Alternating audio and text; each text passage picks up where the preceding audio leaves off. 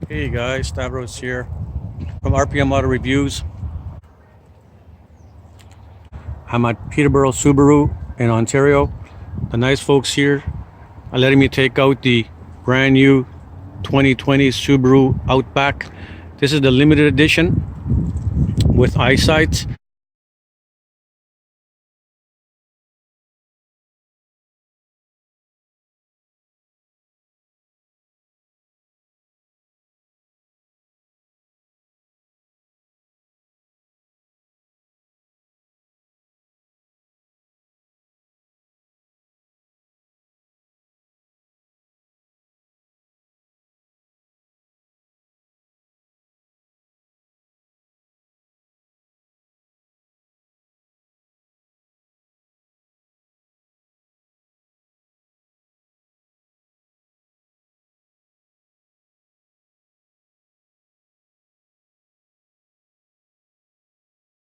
It is a 2.5 liter engine.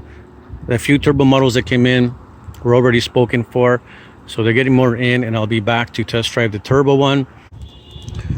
Pretty much from the outside, it's the same car aesthetically. I mean, there are some couple of tweakings that they did, but for the most part, it looks the same. I'm not going to get into too much difference. The fog lights definitely are different than last year's, and the way the cladding, I think, is a slight tweaking in the design at the front here. But again, mostly the same. I mean, it's got the darker hard cladding at the bottom all around. Again, very similar design, similar rims and everything. The Limited comes with 18-inch rims. It is the Limited. The Premier does come with the lower profile rails, just like it did before. So this new one does have a proximity sensor, so you can be like a hands-free entrance for the liftgate. So, okay, it does work that way. If you press it, it does open on its own. All right, so cargo space is one thing everybody loves about the Outback. There's very good cargo space. It does have the cover here, and the good thing about this cover is the way it's designed here in a little loop, that if you're holding something and you want to, and this is covering where you want to put it, it's a little higher. If you just come with your elbow, notice the right corner there, and goes up and let go, it gets out of the way, and you could put your box in. So that's kind of a cool feature. It does have the latches for the seat folding down. Okay, that one didn't work. Okay, that one did. Now that one I had it set at the more reclined position. That one was set at the regular position. So maybe it needs to be in the regular position for these to work properly, because it's leaning back too much and didn't have the right release position. There are some hooks here for mostly for hanging, maybe a shopping bag. It does have the stronger metal tie down hooks here. It's got it on both sides. It's got the 12 volt adapter. You got a little bit more cubby space here. That's kind of nice. And under here, we do have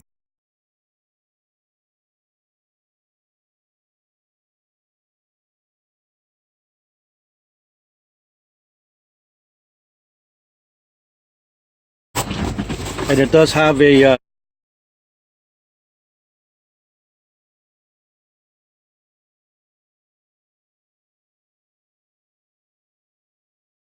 just so you know, you got just shy of 43 inches lengthwise from the bottom. And wow, look at that.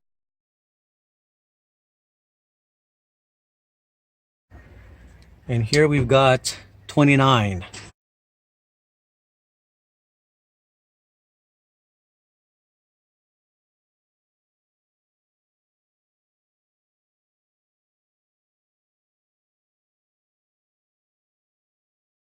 It does have a button here, a lock button. So if you press this, when it closes, it locks all doors, not just the hatch.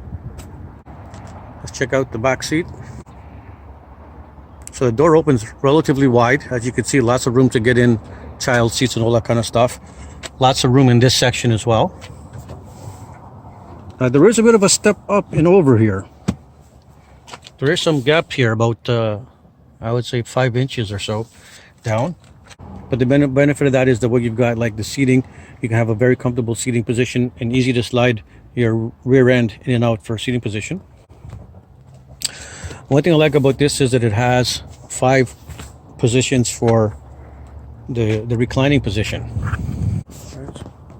1, 2, 3, 4. Okay, actually that's total 5. As you can see, this one is in the upright position and this one's in the reclined position. So a reasonable, comfortable reclining position, and there's a few options in between there. So that's a nice touch. Okay, so I'm gonna check the comfort. So relatively easy to slide in. Now I'm around 5'6" with shoes, and I've got tons of room here. I would say probably, wow, we're talking like maybe 9-10 inches. Actually, I put my measuring tape away. There's room underneath here too, so for your feet. If the seat was further back or if you're taller, there's room for your feet to go here. Okay guys, my hand test. 4, 5. Okay, well that's not fair. Okay, it does have 2 USB ports back here, and it has the heated seats here as well, and it's got, I think it looks like it's got 2 high and low settings. It's got the air vents back here too. You can turn it on or off. No climate control, but it's got the settings back here. That's good enough. The map pockets. Now the leather seating in the Limited really is very nice, and these rear seats are very comfortable. We got soft touch leather here, soft touch leather here, more of a softer rubber touch here. Even this is soft touch. This is shiny plastic, soft touch here, and hard plastic down there. Okay, very nice wide armrest here with 2 cup holders, and it's very padded. Moving across, you can feel that it's not as comfortable. There's a bit of a hump underneath, yet there is soft touch and cushioning on your bottom.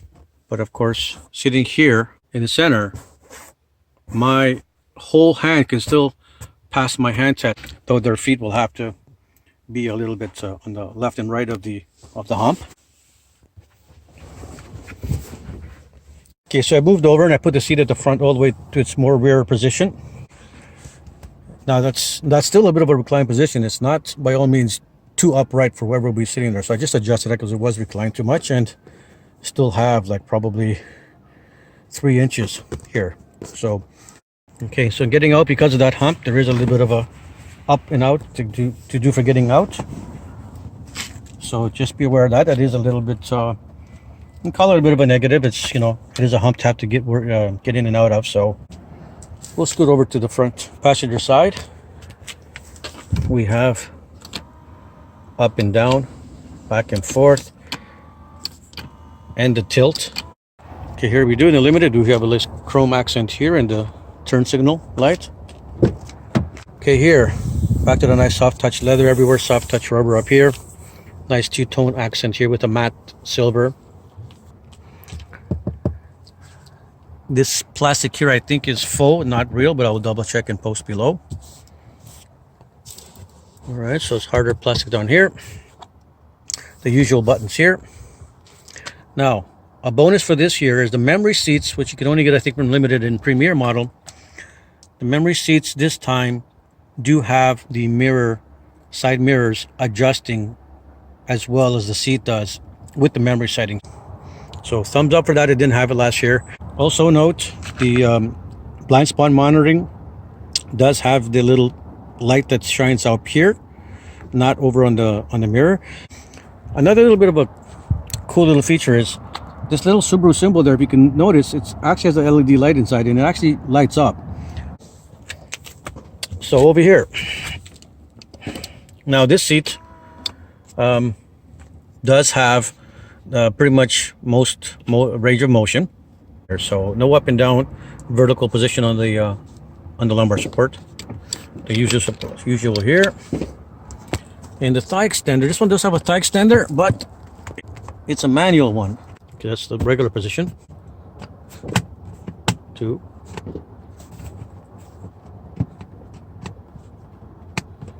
Okay, it's really hard to play with, but you can try to get used to it. So it's got a few spots between here and there. Again, because of the 8.7-inch ground clearance this vehicle has, I got a bit of a step in to get in here.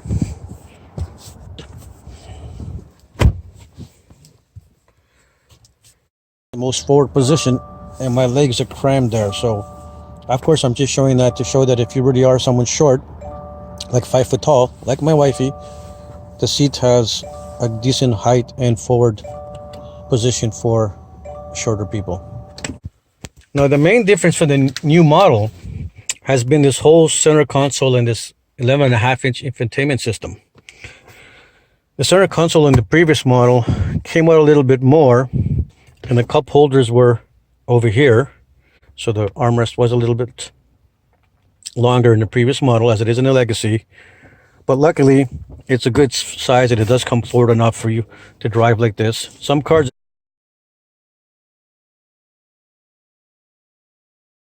like the CX-5, is so short that your elbow just reaches it, and you can only rest your hand if you, on the shifter, so your palm can be here. This one is long enough to kind of just rest like this if you're driving one-handed. So this has it's not as deep as some other cars, but it's got a decent size space down there, and there's 12 volt in here. A little section here for like a pan or something narrow. And it does have the button on the right to open up the whole thing, or the button on the left if you just want to reach into that. Good size cup holders. The left one's a little higher. We got the rubbery soft touch up here. It's hard here. This one little spot here is hard. You got softer here again. Nice soft touching here as well. Down here, plastic down here. We got even soft right here. Of course, all this is soft. This is soft all along here. This is soft here. Now down here it's harder, and it kind of curves in a little bit. So the way it curves in, your knee can rest. And now it's harder. It would be nice if there was a soft touch padding down here as well. But I guess for taller folks, maybe your knee will be up here and it will touch the soft. But for shorter folks like myself, it does, because it concaves in a little bit, it does give a better resting position. I forgot to mention when I was sitting here, this side has a small cubby which can fit, I guess, phone, pens, other little things there. The glove box is not that big, but there's room here. You got another little cubby here for putting something, and it's rubbery here, so it's non-slip, so that's okay. Over here, it's not a big size, but you can definitely put a phone there, or a few things you might need. There are 2 USB cables and 1 auxiliary.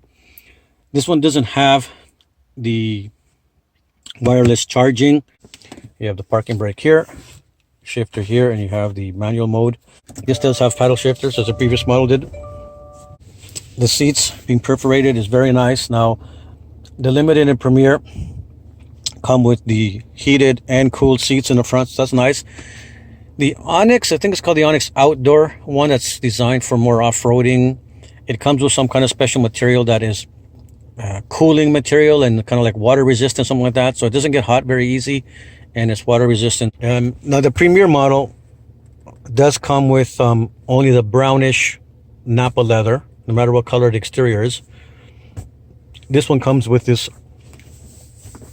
I'm going to call it a dark gray. I think they call it a black, but it's really a dark gray, which I like. I don't like the dark black. And I believe it comes, some trim models will have the option of the cream seats.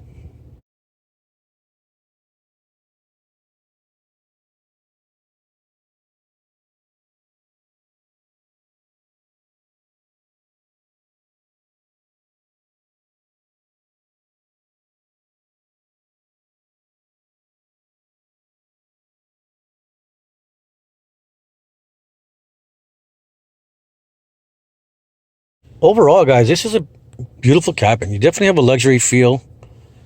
At least this plasticky thing here is more of a satin, so it's not too shiny. The screen, like last year, is still a little bit some glare on it, depending on where the sun is. So, I mean, the sun's coming this way right now, so it's not an issue. The steering wheel is pretty much the same as last year. All the controls on this side and this side are all the same. Information systems for adjusting are down here. The heated steering wheel is here. Lane keep assist here, cruise control, and all that settings are here.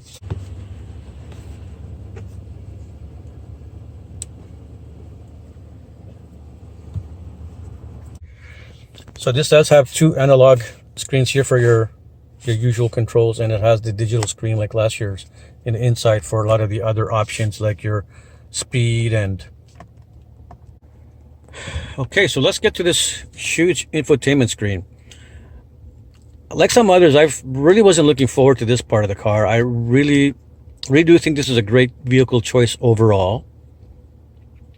I was looking forward to it's going to be coming with a new turbo engine because I don't want the slower engine option that this one has. I would definitely, if I buy this car, I'm definitely getting the 2.4 turbo model. I was a little concerned about this because, again, being all this soft touch, screen touch, and all these things, they may have built it very well, and time will tell. But of course, there's always a chance of it freezing, like these things can do, and having electrical issues. And if it's under warranty, they'll fix it. But this stuff is only under the bumper part of the warranty of most vehicles. So if that expires in 60,000 kilometers, if you don't get extended warranty, you'll have to pay for this to be repaired. When you have a lot of hard buttons, they usually last forever, right? So you don't have to worry about having an extended warranty for that. That said, it's reasonably intuitive. Some areas you want to get into, you may have to go in a couple of times to get to it. There is a car button here, so you can get right away by pressing one button. You can get right away to Vehicle Dynamics X mode, steering responsive headlights, driving assist, pre-collision braking, all those kind of things. Some other ones over here, cruise control warning lights, auto stop for the engine. So if you wanted to turn off the auto, this does have, the new models do have the engine auto off stop thing, and I was bashing them for adding it, but I found out that apparently it's a government regulation here now. So I think all 2020 model cars in Ontario, Canada, will have to have this engine shut off feature. So I think they're mandated to do it. Now this is like a 3 kind of section screen. Up here, you do have, here it shows Peterborough, and the temperature is 12 degrees. And you do have an X mode on off here, faster as well. I guess thumbs up for that. Even though it's big, it's not as confusing as you would think it is, and you can save things where you want them so you can find them faster later. The climate controls are down here for temperature up and down, which is a good thing, and the defrosters for the rear window and the front window are here. Radio tune and volume hold here, though the fan speed is here. Okay, someone else was doing a review. Oh, so I had to press it a couple of times there. So if you go really soft, sometimes it doesn't pick it up, but I guess that's not too bad, as long as you know to give it a good little tap and pause. If you go too fast, it needs a brake to sense the next one. And if you hold it, it goes down. If you hold it, it goes up. And you can press here, and you can pull up, and you can put whether it's your feet and defrost, just your feet, the face and the feet. Now that I've seen it and a salesperson showed me some about it as well, I'm not as concerned about it as I was prior to coming here. So overall, it's kind of cool.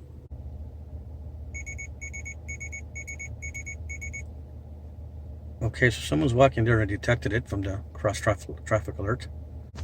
Okay, so the backup camera, it's got the perforated dots and the lines that curve with you for as you're curving and reversing backwards and turning. Okay, I'm just testing the voice command. Come again? Find me fast food. Please choose a search area first. Please choose a line number or say correction. Number 2. Line 2.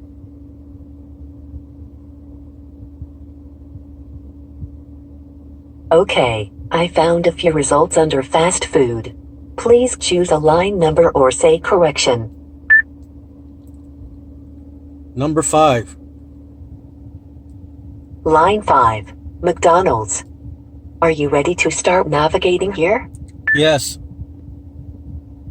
Starting route guide. Find the nearest McDonald's. Say the house number, Street, city and state. Find McDonald's restaurant.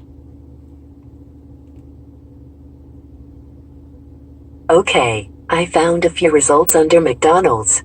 Please choose a line number or say correction.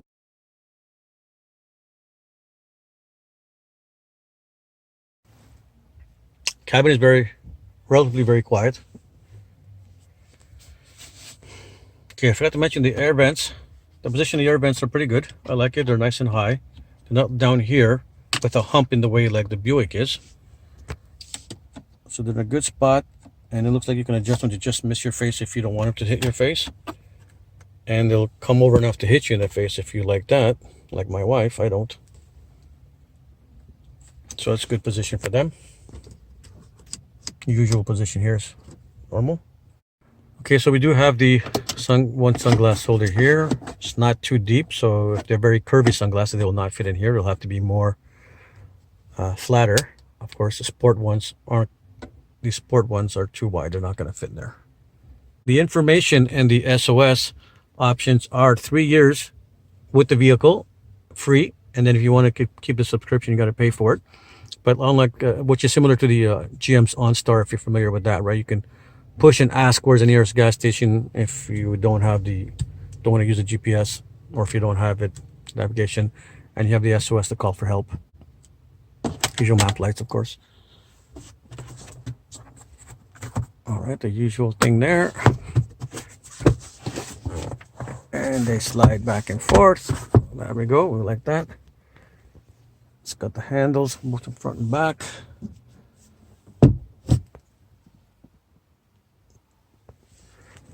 Overall, I really like this car.